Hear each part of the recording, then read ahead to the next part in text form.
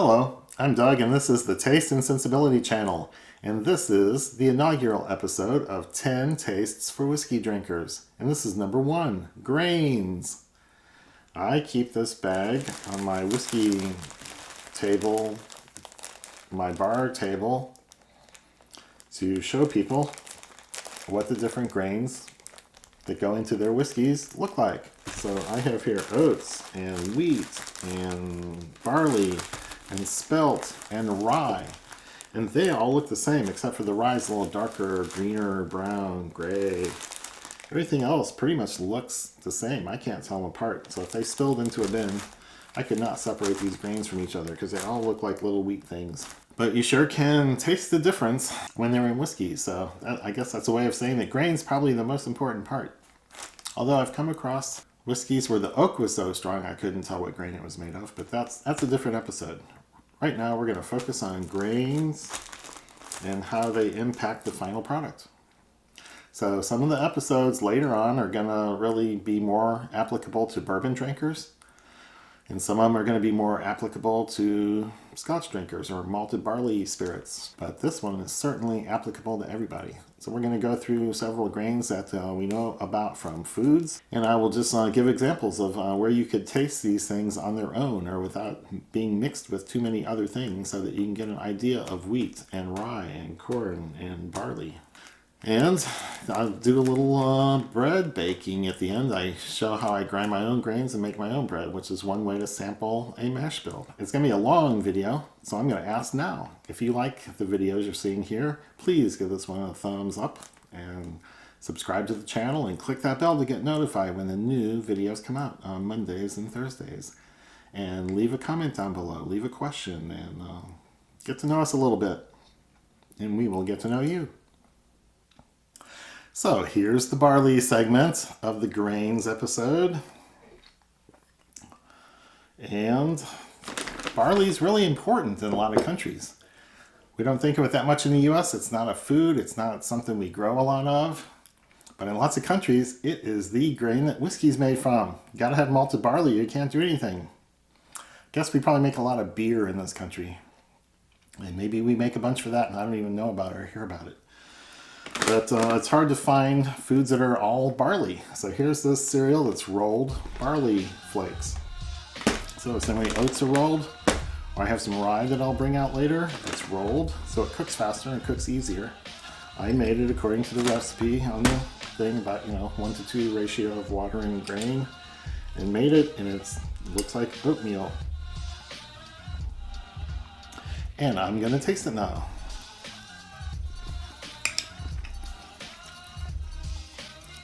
So it's light and delicate, slightly sweet, put a little salt in, and I can detect the salt. That's not too salty. It's got about the same texture as oatmeal, and it is nice and pleasant and sweet, and maybe a hint of buttery character on the flavor. I'm not saying it's oily or has a buttery mouthfeel. It's kind of a buttery note on the flavor. So I like this, and it would be easy to dress up with any kinds of fruits or nuts or syrups or butter. So I can see that as a nice, delicate flavor. And it goes along with my bias that malt barley distillates are very delicate in flavor. Now we're moving on to I couldn't find any commercial barley breads to bring in, so I only have my own. So I use about the same recipe I used for the wheat loaf. And I put in all the yeast, I put in all the wheat gluten that I was using to make it a nice uniform elastic crumb, and this thing came out like a brick. You could build houses with this thing. So my wheat loaf was this tall, and this barley thing did not rise much, did not grow much. I ate some when it was hot, but now that it's cold, it's going to be kind of like eating a brick maybe, or styrofoam. So we'll see. I don't know, it's dry. It's been a couple days since I made it. So this bread is half soft white wheat, and half ground barley that I ground up from the stuff in the picture. And it is, most of the flavor I'm getting is coming from the wheat. And there is a soft side to it where it tastes a lot like this. But it's so dry, I'm not sure I want to go back and get another bite of that. But I also toasted some. I'm sure you can't tell it's darker, but it's a little bit darker. And I almost brought butter, but it was in the fridge, so it wasn't going to melt very well. So I just left it. So I will taste the toasted one and see if it enhances the flavor a little bit. So not surprisingly, just toasting enhances the flavor quite a bit. The grains get darker and more interesting when they're toasted.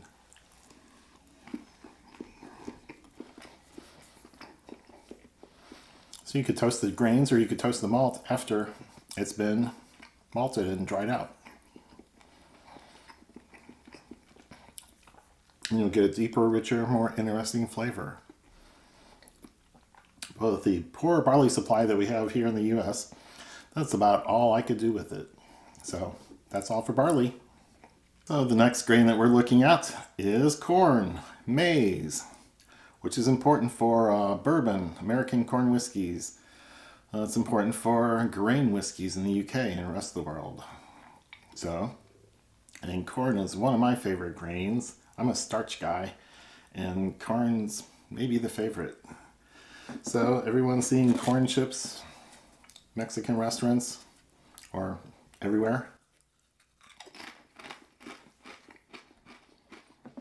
Simplest ones are corn, oil, water, salt. And you can get white or yellow or blue. So, and they taste pretty corny. And there's lots of varieties of corn you can get in the corn chips. So, they usually are fairly salty. A little salt enhances. A lot of salt just makes you thirsty. So it really balances nicely the crispiness of the corn and the saltiness. A little mouthfeel from the oil. They usually turn out really good. So you sit around and eat a bowl or two before your food comes at most Mexican restaurants.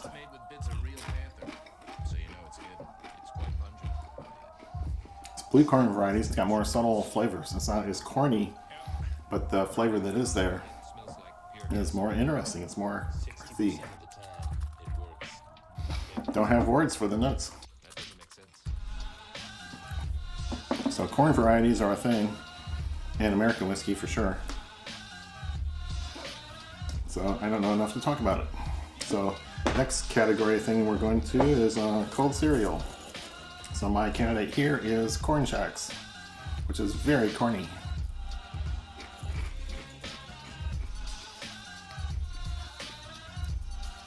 One of my favorite corn cereals, one of my favorite cereals, period. They're just these little waffles or little mesh things. Hold on to a lot of milk.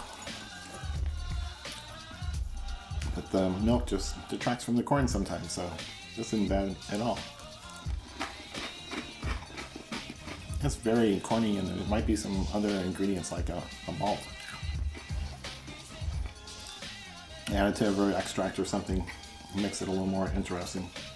Of course, a very familiar way of eating it, in the US at least, is just corn cut off the cob and served as a vegetable or starch.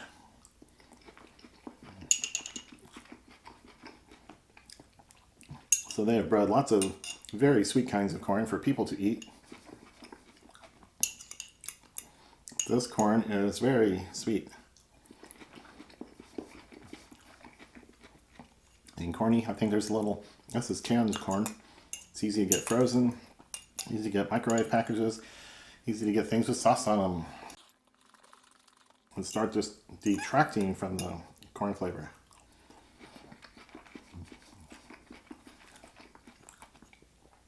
Oh, that is wonderful. And I like seeing corn in meals. Next thing is grits. It's a US thing, it's a southern thing. Half the country doesn't know about it. Maybe 2/3 of the country doesn't know about it. But you've come across them. Most adults have heard of it, but they've not always come across it themselves. So this is just hominy, which is corn treated with lye, and then it's all rinsed off, and then it's cut up in little bits and dried out, and then you cook it in some boiling water for a little bit. A little salt, a little butter, and it's very corny hot cereal. So this is white corn grits, and it's a little to the bland side. They've processed away some of the flavor, but you can tell it's corn, a little salt and butter. It's pretty good. It's certainly not the best expression of corn.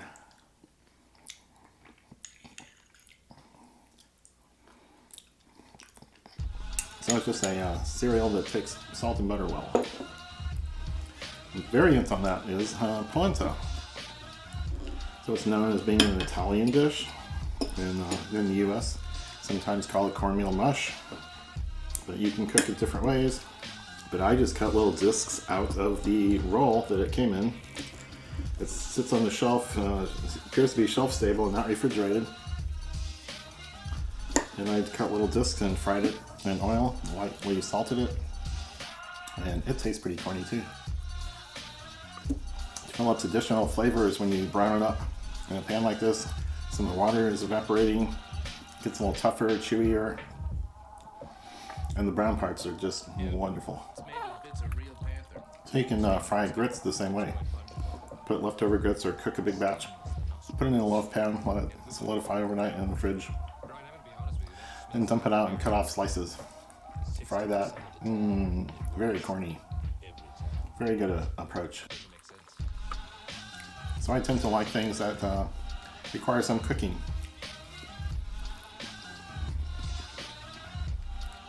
And sometimes you gotta cook grits and polenta a long time to get the good texture and get it dried out well.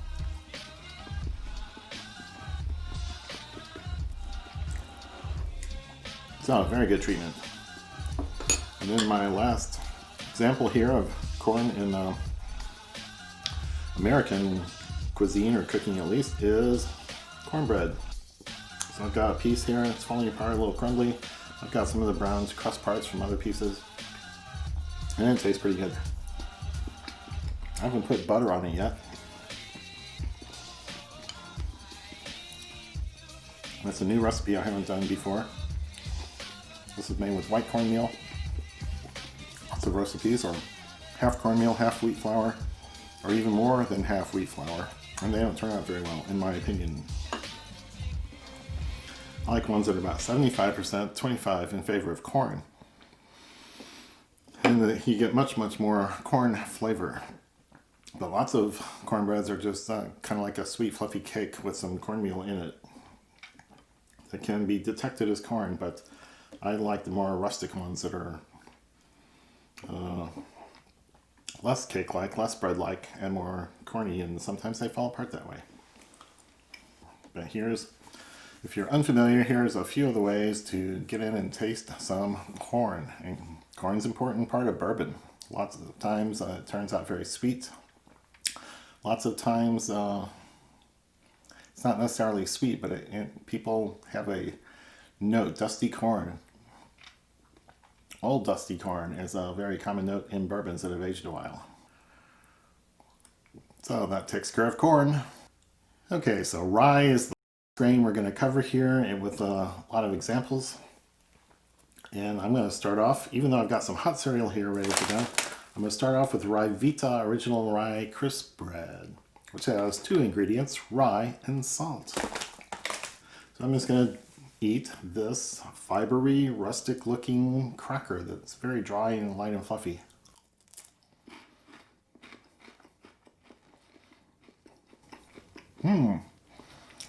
It's like shredded wheat, but with more flavor.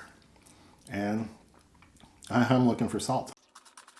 Just enough salt, I think, to enhance the flavor above air. Graininess. Richer than wheat, richer than shredded wheat. I love eating cheese on these things. This is really good. But it's very plain. But of all the plain things you can eat, this is one of the deepest, richest flavors they have.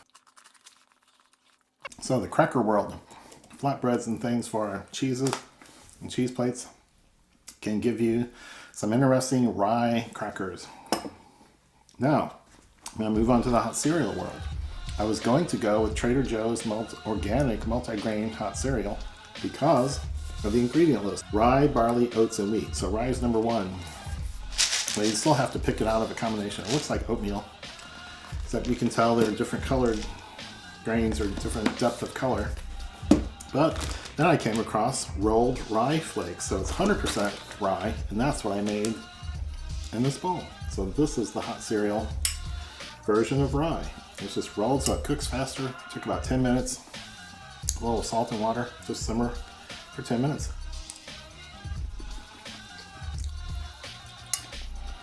Textures like oatmeal, flavors a little deeper, a little richer, a little darker and browner. Can't really put names or characters on the differences or the depth. So I don't really have any liquid in here. These are just the flakes that are steamed and softened plenty. The flavor is definitely deeper, darker than oats, deeper and darker than the barley we just had, and maybe deeper than wheat. So this has, it's very subtle and soft. Got more taste than the oats and the barley for sure. It goes something beyond wheat. It's a richness and an extra flavor that you recognize from all the other ways that you eat rye. That's just one of the access points into rye flavors. Another one is commercial rye bread. So this one is pumpernickel, dark pump, Jewish pumpernickel. It's a Pepperidge Farm brand. And you read through the ingredients and they kind of tell you what the deal is. Enriched wheat flour means white flour. Then they list all the vitamins.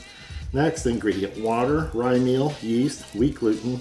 Then contains 2% or less of soybean oil, whole grain rye flour. Salt, cocoa. Ground caraway, which is very strongly flavored and what I'm looking for in a lot of rye bread. Caramel color, onion powder, lactic acid, malted barley flour. So they put in lots of extra things for flavor, but there's not much rye. But anyway, I'm going to taste this. Tastes dark. First flavor I get is caraway and not rye. There's rye and caraway on the nose. So I think maybe lots of people confuse the caraway taste and smell with rye. And that might be what they're looking for. I'm always looking for that more than the rye. But it isn't really the rye. So the bread is good, moist, salty. Lots of things that you're looking for in a taste, but it's not, doesn't have that much rye in it. I got a toasted one here, the buttered side and a plain side. Deeper flavors in the toasted part. Goes well with the butter part. It's great. It's just not very rye-like. So that's my problem with lots of commercial breads. You aren't in charge of how much of each component goes in there. And sometimes it's even hard to tell what it is. So wheat flour is not whole wheat flour. This is white flour. Last thing here is the rye bread that I made in my bread machine out of grains that I ground myself. So this is 50% white, soft white wheat, and 50% rye that I ground. And I've got video of that coming up after, and I'm gonna taste this. I made this a couple days ago. So it's cooled off, dried out. Definitely much more flavor than the wheat bread had.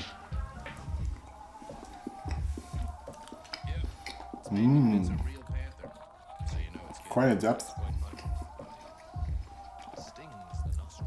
of flavor and complexity just from 2 grains.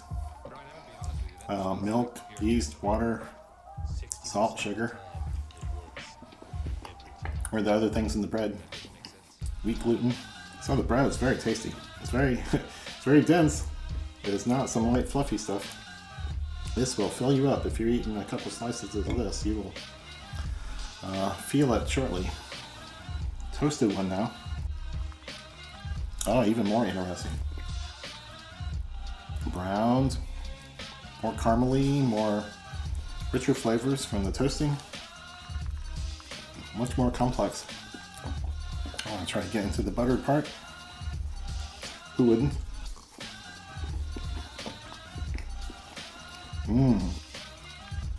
Oh, the butter and the saltiness from that make it even better. So just a little toasting that you can't even see. I can tell the crust is toastier. The surface is toastier. The flavors just get enhanced considerably by even light toasting. The rye is probably the tastiest and the strongest flavor of the 4 grains that we're going into depth here on. And that covers the rye, I think. So here's the wheat segment of the 10 Tastes for Whiskey Drinkers grain episode. It is huge and it took a lot of time to prepare and a lot of things to get ready at the same time. I'm going to try to go through in the reasonable sequence or most accessible. So like cold cereals and crackers you can buy are really easy things to do. Fewer people are going to cook hot cereals, which I love to do. I do it all the time. I seek them out, I study them, I cook them, and then I make homemade bread. So I've got commercial bread, I've got homemade bread, and I'll go into the process after of grinding the grain and cooking the bread, baking the bread in a bread maker. So we're going to start in with cold cereal. Let's see, I've got wheat checks here, which are these little mesh things, but they're very simple. Yeah, wheat. But these are very hearty, rustic, coarse, crispy. It's just enough salt to enhance. That's one of the wheatier cereals. I know about Wheaties is pretty good, but it's all on the salty side. So wheat checks are really good. And what else do I have here? Here's a Triscuit. It's kind of a cracker, but it's sort of a woven mesh waffly thing like the wheat checks are. And these are really salty and they're really good. So they're good with cheese and meat plates. Go well with a lot of foods like that. And these taste very wheaty. These are a little more hearty than the Triscuits. I think these are whole wheat, and the Triscuit's probably made with more like a white flour and rich flour and bleached flour. So it's wheaty and you get a good flavor, but the salt level is higher and not quite as full and robust. Okay, mouth rinse. Okay, moving on to another cold cereal, which actually I had to put milk on to get it to be edible. Grape nuts. I don't know how famous these are. It's a US thing from Post. They are hard, crunchy, plain. Ingredients here are whole grain wheat flour, malted barley flour, salt, dried yeast. And they're hard little things. Maybe the size of sunflower seeds or smaller. These have been soaking in milk 3-4 minutes. I poured it just before I sat down to shoot this. And they're probably just not ready to eat, but they're going to be crunchy, but they're grainy, yeasty, malty. You can taste all those things that are in there.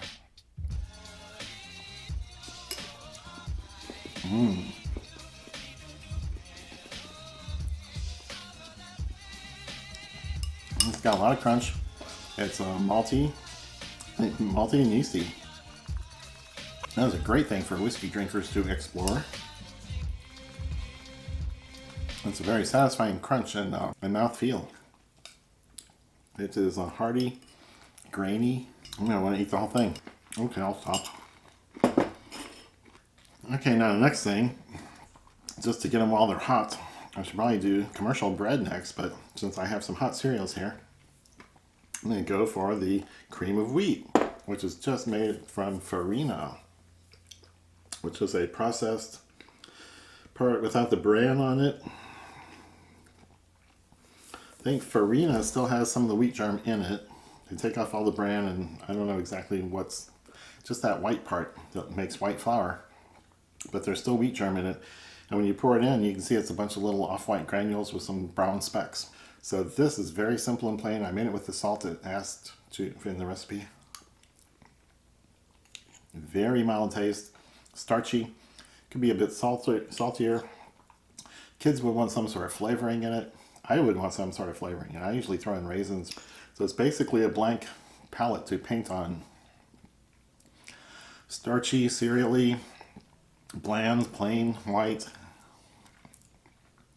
It's not all that interesting. It's the most inside part of the wheat grain. Not sure you'd identify it as wheat, but you know it's not corn, you know it's not rice. It doesn't have rye characteristics, so wheat is pretty plain. It doesn't have all the parts. Now this hot cereal right here is rolled whole grains. It's called Bob's Red Mill 5-grain rolled hot cereal. And here these ingredients are interesting. Whole grain wheat, whole grain rye, barley, whole grain oats, whole grain triticale, and flaxseed. So it's 5 grains with wheat first. So in your mind you can sort of subtract out what you know about oats or rye. And I cooked it, well, you cook it about 10 minutes in boiling water. That is hearty. There's some chew to it. There's lots of grain taste. Familiar and unfamiliar. I cooked it with the salt, but it doesn't strike me as salty. Yep. It's made with bits of real panther. When you roll the grains, you decrease one dimension by quite a bit, and it's easier for steam and heat to get inside and cook it all. Uncooked grains are not all that great, taste-wise. This has a good texture, good grainy flavor. Sort of pick out oats, but it's not predominant. I'm not sure I can pick out rye, not sure I can pick out barley, but there's a weedy character to it. And weedy, and green and grassy. It's an interesting combination of flavors. And very plain and basic. So that gives you some good access to wheat flavors. Now, moving on to bread. This commercial bread is nature's own, perfectly crafted, thick sliced multigrain. They're trying to be really rustic and craft bakery in their design and marketing. They leave flour on the outside to make it look like a homemade thing. Perfectly crafted. And it's just white flour with a few things in it. Maybe caramel coloring to make it browner than it really is. So this is a bread, it's got holes, it's not really uniform. So I think it's basically a white bread with a few whole grain things in it. So, it tastes pretty white except for the chewy little things you run into, the kernels of something. So it's not all that exciting. Doesn't taste especially wheaty. Bready, salt, milk, hints of butteriness. Here's a toasted one. It turned really brown in the toaster at the setting I had. Toasting grains gives them a different flavor. And sometimes people do this before they make their mashes that ferment into beer or whiskey. So you can toast the grains and give them a darker character, darker, more cooked, more caramely. Notes come out and you end up with chocolate malt, and they usually get a different name, toasted or roasted or something, to indicate the treatment. So toast is better than the plain bread, but I'm not a fan. I mean, there's no butter or anything on it, or jam, but the bread's not that great. And the last thing I'm working on here is bread that I made. Well, here's what's left of the loaf. I made it in my bread maker from flour that I ground, and some of that footage, some of that video will be at the end of this episode, showing me grinding the grain and making the bread in the bread machine. So it's pretty easy to do your own bread from plain grains at home. It comes out pretty uniform and well cooked, and a really big loaf. This was a 2-pound loaf. I made this a couple days ago. There's still no mold, it's still a little moist. Make a good sandwich. tastes weedy.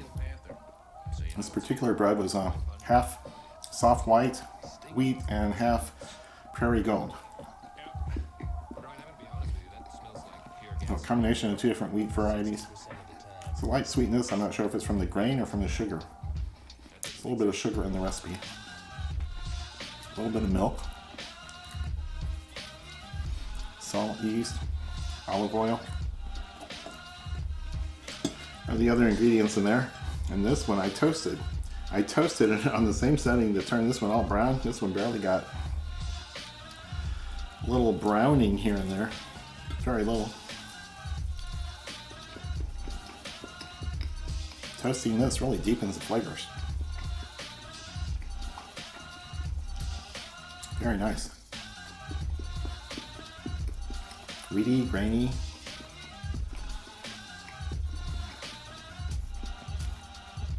Cereal notes all over the place. Bready. Of course. So just good. There's lots of ways to taste wheat and enjoy wheat. And these are just some of them. So wheat's probably the least important grain for a whiskey, unless you're a wheated bourbon fan and your world revolves around that. It's good to know where to go when you need to taste some wheat as a tasting note. So I hope I gave you a few clues in this. So that's all the grains I was going to touch on as things to go out and taste and experience for yourself. But I do have a couple more. Well, there's a few I didn't mention, like Spelt and Kamut and Triticale. You can buy a zillion things. What I just named, they're all very wheat-like. I think Triticale is what, rye and barley?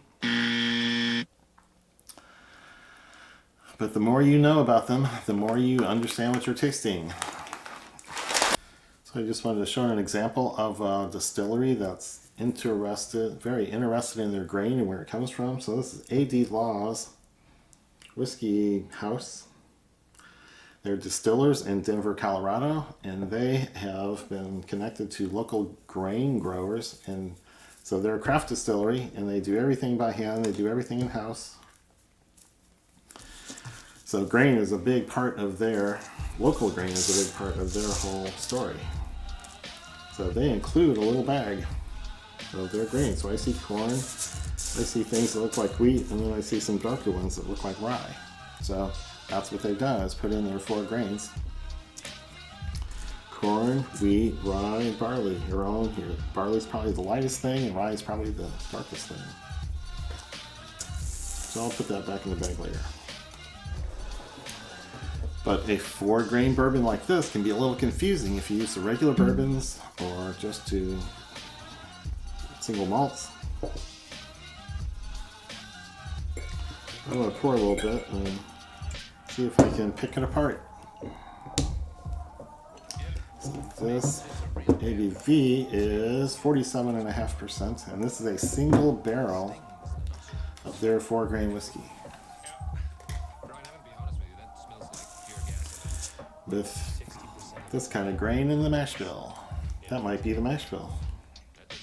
Looks like half corn. Very bourbon-like nose.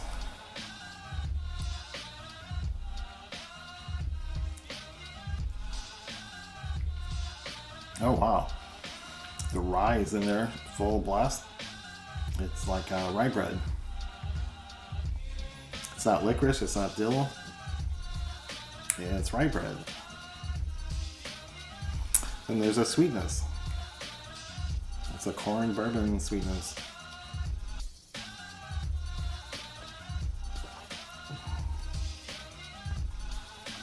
It's a couple of extra little things.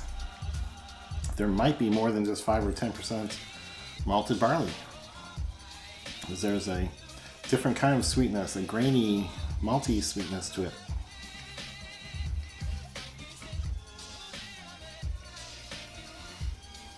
So one whole corner of the taste profile here is very odd and different for a bourbon. So I suspect it's rye and wheat together, causing some of that conflict, and then maybe more malted barley than we're used to in most bourbons.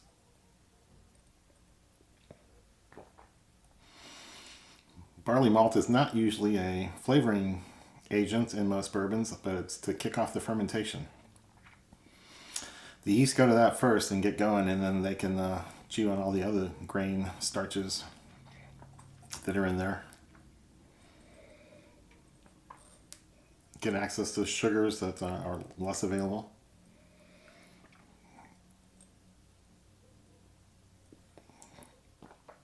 There's kind of a rye corner, a corn corner, a barley sweetness to it. And it's not real easy to pick apart unless you've had some of the flavors by themselves or understand from lots of different tastings what is in the glass. So it helps a lot to be able to pick out the different grains. And then one more oddball example I found is Fox Rye Whisky, which is 2/3 rye in the mash bill and 1/3 malted barley, which is a really odd combination.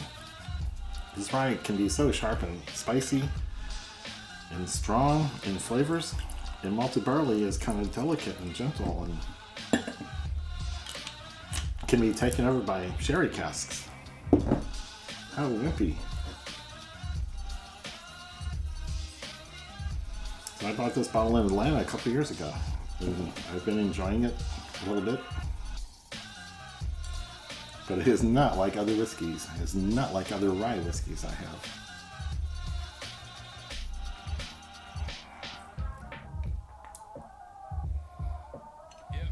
The nose doesn't even smell like a rye. It's good. It's quite pungent. Stings the nostrils in a good way. Yeah. Brian, I'm gonna be honest with you. That smells like pure gasoline. The familiar smell in here is like Old Potrero, which is 100% malted rye. And that malting really changes everything. Wow.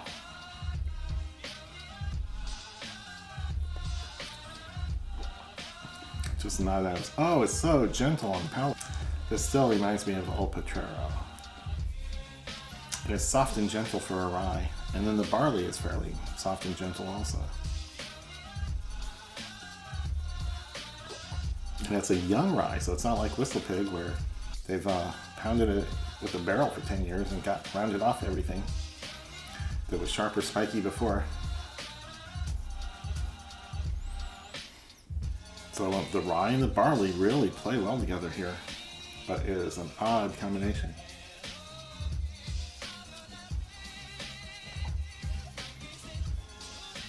So not a typical whiskey, not a typical rye whiskey. Not anywhere near a bourbon, but rewarding and understandable once you've dealt a little bit with barley and its taste and rye and its tastes.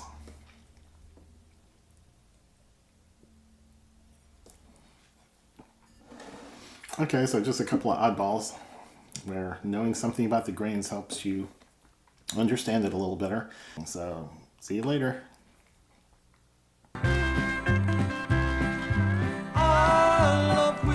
Drinking women, they understand the things I do. They never beg me to stop drinking, 'cause they like drinking whiskey too.